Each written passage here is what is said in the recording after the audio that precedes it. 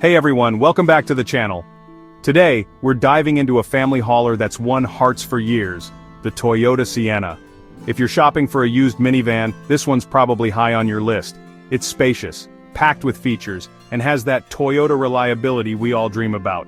But hold on, before you pack it with soccer gear and hit the road, there are some potential issues you need to know to avoid a repair nightmare.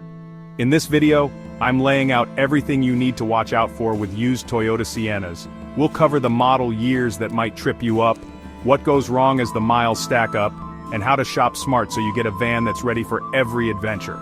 Stick around to the end for my top tips on picking a winner. New here? Smash that subscribe button and tap the bell so you don't miss more car buying tips. And if this video saves you from a clunker, give it a thumbs up. It really helps us out. If you would like to see a particular vehicle model review, you can leave your request as a comment below this video. Alright, let's hit the road. So, what makes the Toyota Sienna such a big deal? It's a minivan superhero, roomy enough for the whole crew, loaded with family-friendly goodies, and built to keep going with the right care. Owners rave about its smooth ride and durability, making it a go-to for carpools and cross-country trips. But here's the catch. Even the mighty Sienna has its quirks, especially in certain model years or when the mileage gets high. Here's what we're tackling today. The model years that might land you at the mechanic. What to expect as the odometer keeps climbing. Why the Sienna is still a fantastic choice, plus tips to steer clear of trouble. No confusing tech talk, just clear, actionable advice. Let's kick things off with the model years. Not every Sienna year is a smooth ride.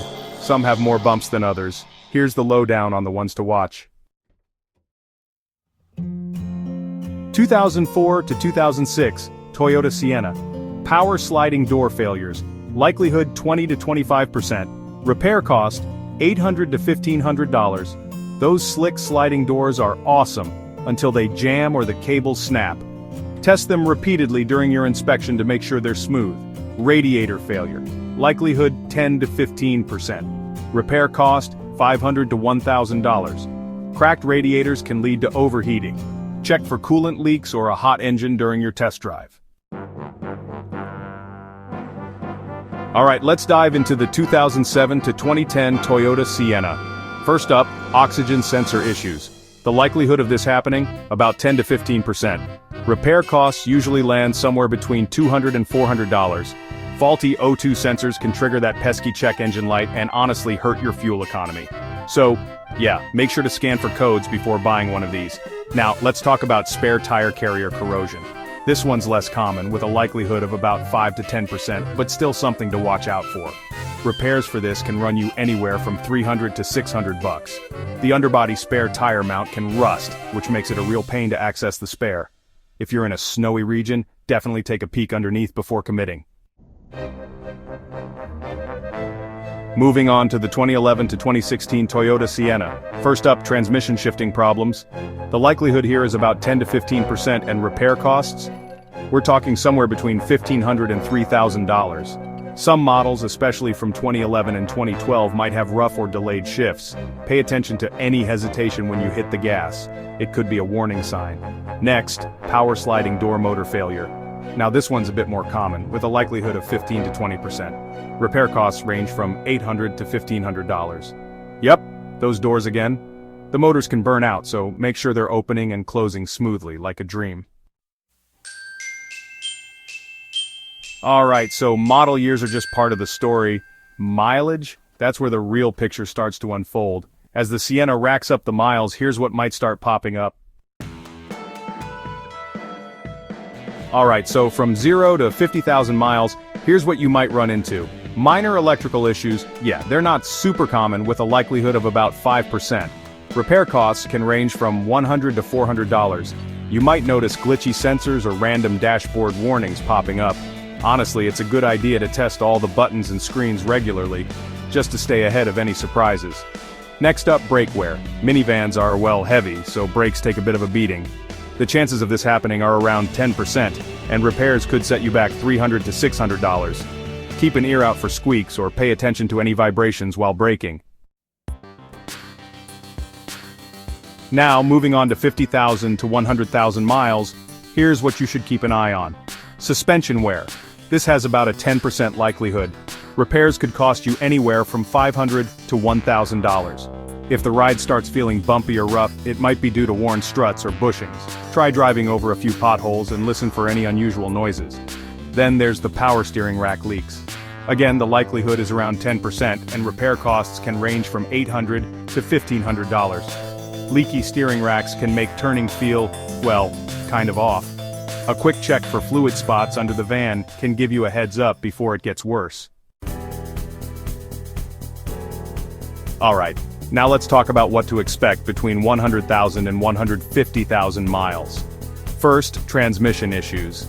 These are a bit more likely with a 15% chance of occurring. Repairs can cost anywhere from $1,500 to $3,000.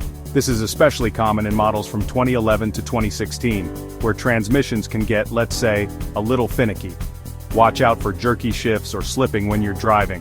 And finally, AC compressor failure. This has about a 10% likelihood, and fixing it could cost you between $800 and $1,500. A weak compressor can turn summer rides into a sweaty mess, so crank the AC and make sure it's blowing ice-cold air. So, once you hit over 150,000 miles, things can get, well, a little dicey. Major repairs become more likely, with the chances sitting somewhere between 20 and 30%. And, let's talk about repair costs. You're looking at anywhere from $1,500 to $5,000 or more. Yeah, it's not pocket change. High mileage often means big risks. And we're talking about some serious stuff here, like engine or transmission overhauls. It's definitely not something to take lightly. Honestly, you've got to budget for the worst-case scenario, just to be safe. Don't worry, the Sienna is still a minivan superstar. With good care, these vans can cruise past 200,000 miles without breaking a sweat. Average annual repair costs are around $500 to $600, which is really great for a family hauler. Key takeaways: maintenance is key. A solid service history is everything, so look for oil changes and regular upkeep. Mileage type counts. Highway miles are definitely kinder than stop-and-go city driving. And recalls matter. Some years had recalls for doors or fuel pumps, so make sure they're fixed. Ready to snag a Sienna? Here's your playbook for success. Skip the 2004 to 2006 models. Door and radiator issues are just too common. Demand records. No maintenance history? Keep moving. Get it checked. If it's over 100,000 miles, have a mechanic take a look and test everything. Doors, AC, brakes, make sure it's all good to go. Follow these tips, and you'll land a Sienna that's ready for years of family fun. Thanks for watching. If this helped, hit that like button, subscribe, and drop a comment. Share your Sienna stories or questions below. Catch you in the next one.